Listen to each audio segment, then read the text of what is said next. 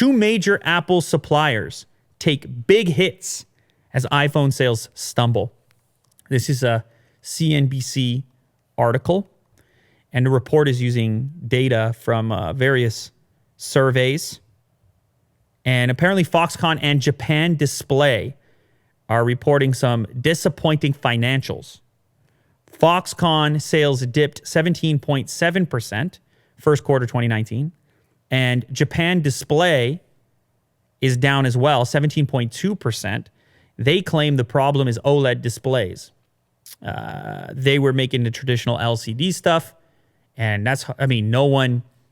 no flagship is looking at LCDs anymore, and customers want OLED. So that's a pretty obvious outcome there if your company is focused solely on LCDs. Japan Display is asking for 1,000 employees to retire early by the end of the second quarter. They're telling people to go home, take a nap. Well, how do you feel about that? You ready to retire early or what? Always. Will, I'm sorry. No one's watching the Lew Later videos. I'm going to have to ask you to retire early. Yeah, that'll be a sad day.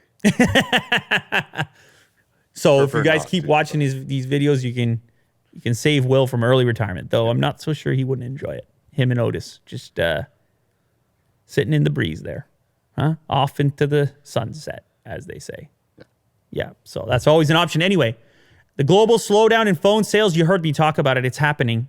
Many people believe it's the whole premium concept, the idea that phones need to be as expensive as they are, and they are very expensive, $1,000 plus. There's lots to choose from in that marketplace now.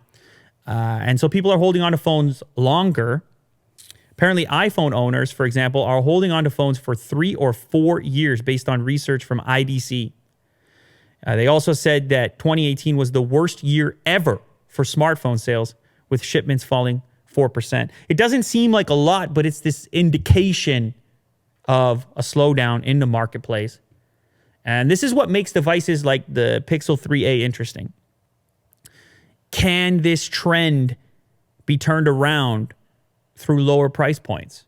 Can you convince people to upgrade more frequently if you can hit them with actual affordable smartphones, $300, $400? Obviously, in some markets, places like India, that's commonplace, those price points. But here in North America, we really haven't experienced it, not from the big players.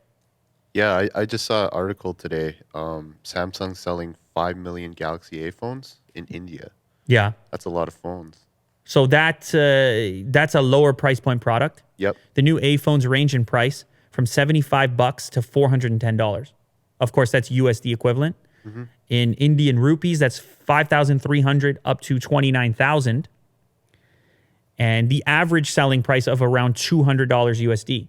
So obviously, India is driving the smartphone marketplace in this tier. Mm-hmm. And they're forcing manufacturers to rethink what the modern smartphone should be as far as what the specs should look like and what the price should be to match what the market can bear from a price to performance perspective. It's almost like now the products, you could make the argument, should be engineered from a price first perspective. If price sensitivity is out there, you say, look, here's the price we need to be at. Here's what the market can bear. And let's see what we can deliver from a spec perspective at that price point. That's a kind of reversal of how things have typically been, at least in the premium segment. So Samsung's benefiting from it. Other manufacturers, Xiaomi, Vivo, benefiting from targeting a different end of the marketplace. We're starting to see it now in North America with phones like the Pixel 3a, but then you got the phones like OnePlus where they're going up market. They're just going straight premium. Mm-hmm. Like right now, talking about the OnePlus 7 Pro, you might as well be talking about an iPhone. You might as well be talking about a Galaxy S10, right? Yeah. It's starting at $670, right? USD. Mm-hmm. So obviously a lower price point still, but just getting ever so close here to like, what is the distinction? Where does the premium smartphone live? The nice thing about OnePlus coming in below 700, maybe it forces the other premium guys to get closer to that particular price themselves. But I still think it has to come lower if we're really trying to motivate people to switch phones more frequently. I mean, it still gets awfully close to that $1,000 price point. It's the reason I'm interested in the Pixel 3a. I understand people in other geographies They've got options in that price point. We really don't here in North America, not in a big way, not with a marketing push, not with all the other pieces. And the Pixel 3a is kind of the first to say, okay, we're coming in, a name brand that you recognize at $399 to start. And I've already heard that discounts are potentially underway. I think Best Buy was already doing like a $100 discount or something like this on the Pixel, $100 gift card with the Pixel 3a. So that puts you down to $299 now for U.S. customers purchasing, at B&H, the Google Store, or Best Buy. Now, of course, this is exclusive to U.S. customers, so I should be clear on that from the jump if you're getting all excited here. But this totally changes the proposition one more time for this particular product. That $100 gift card lets you get some nice headphones or something, Will. Mm-hmm. And so now you're down to an effective $299 price point for the Pixel 3a. That's a nice price point for what you're getting. Again, for this market specifically. I know people in India, they're mad at me. They're like, I could get a Xiaomi or a Pocophone or something like this. It's very competitive at that price point in other markets, but not so much here.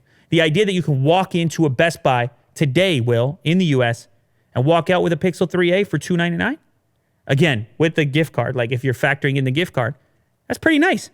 Mm-hmm. I mean, you might even buy your wife a little gift. You might even jump in there and, your teenage son who's nagging you, I got to get that new Pixel. You're like, you know what? At $299, and then I pick up a little $100 gift card for whatever I want, maybe a coffee maker or something. It's a nice little package deal right there. So look at that. Google offers $150 promotional balance, and they've also got trade-in incentives. So I love it, guys. It's more for less. Who can complain? You getting more for less? It's a beautiful thing. That's why I have to keep talking about it. I know there's those of you out there, you got all the money in the world. Stop talking, Lou. I get the iPhones. I get them every time. Leave me alone. $1,000, please. Of course, there's those of you that are out there, but you see, the smartphone marketplace, we all coexist.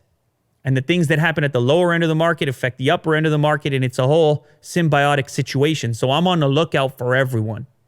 All right, and prices coming down increases accessibility, and then that's more people getting better smartphone experiences. So, okay, that's what I do. That's what I'm aiming to do. It's one of the goals here. All right, cover the wide breadth of the marketplace because it affects everyone.